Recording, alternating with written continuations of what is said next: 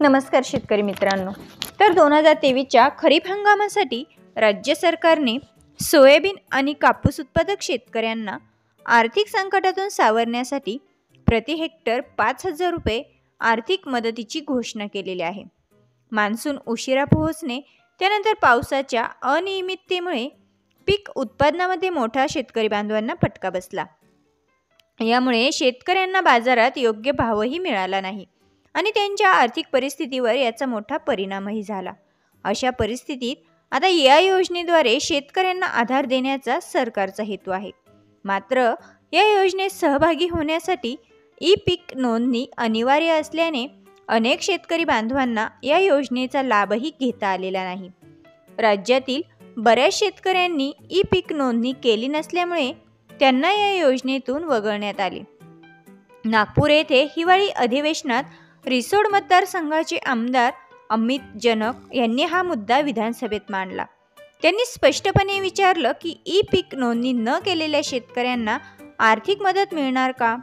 या प्रश्नावर अद्याप कोणताही ठोस निर्णय घेण्यात आलेला नाही। त्यामुळे ई पीक नोंदणी न केलेल्या शेतकऱ्यांमध्ये मोठी नाराजगी पसरली।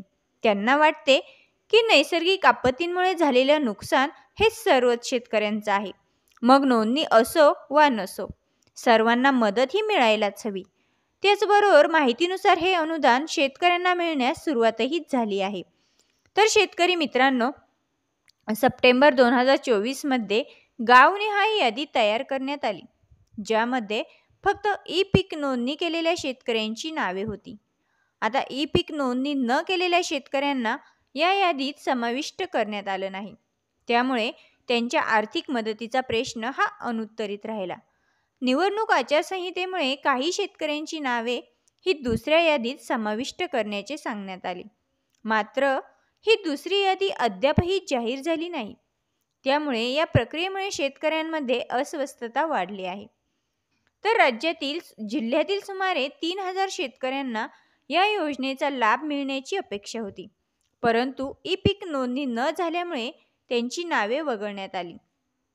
या प्रक्रियेमुळे शेतकऱ्यांमध्ये नाराजी आहे।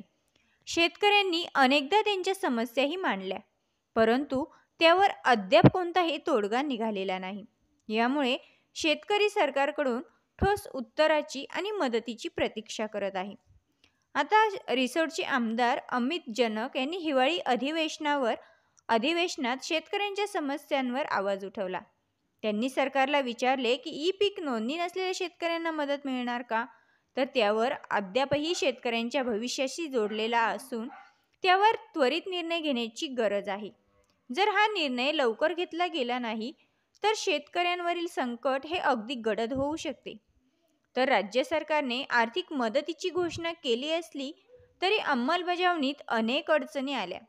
ई पीक नोंदणीच्या निकषामुळे अनेक शेतकरी वंचित राहिले।